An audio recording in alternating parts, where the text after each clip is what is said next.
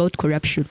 People continue having discussions about corruption, but then what do we get? We as people who participate in such dialogues, something we get is that those people continue telling us that we are the people who are to be blamed for the rising cases of corruption. They continue to tell us that maybe we are the ones who are supposed to fight it. But then when a youth comes up to fight the vice, the big people in the positions are the ones to stop them. So this is the same thing that I can say.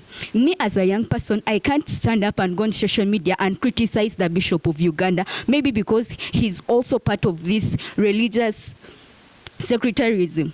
I can't do that because I'm a young person. Obviously, if I stand up as me as a person, I'm trying to do the right thing. But then there are the same people, the government officials, the religious leaders, they'll come and criticize us and they'll start saying, moral decay, the youth are immoral, now they are blaming the religious leaders and something like that. Something that will even make the issues more complicated. But then something that I think is that the people on top, like the government officials specifically, the police, they should work hard.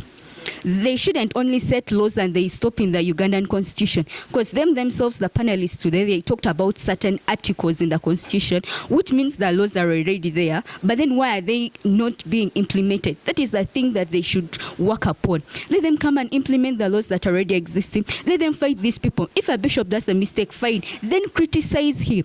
He should pay for the wrong deeds he has done. If he's dividing people, someone say religion is divide and rule. And me, I believe it's true. Yes, religion is good, but then if you misuse it, it leads to divide and rule. People are getting divided. Catholics, Protestants, they're the major people who are being divided by this religion. Specifically, let's go to countries like Rwanda. The president, Paul Kagame, he was able to set laws, and he said only specifically they have major religions there too. But then there are people, the religious leaders, they are not involved in politics of the country. That is what should be done in Uganda. But then what do we see in Uganda? Worship places have become campaign grounds.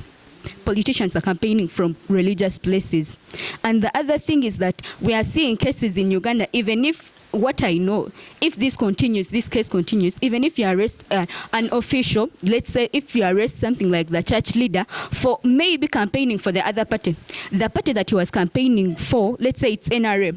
Obviously, NRM is the ruling party. So if you arrest such a religious leader, the NRM party, it itself will come and fight for him, and he will be released. So in short, I think the religious leaders, all religion is not alone. It's working with politicians.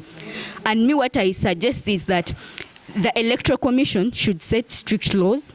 Specifically, they should deal with the religious leaders who are trying to separate people, religious leaders who participate in campaigns, especially if they're in church, worship places.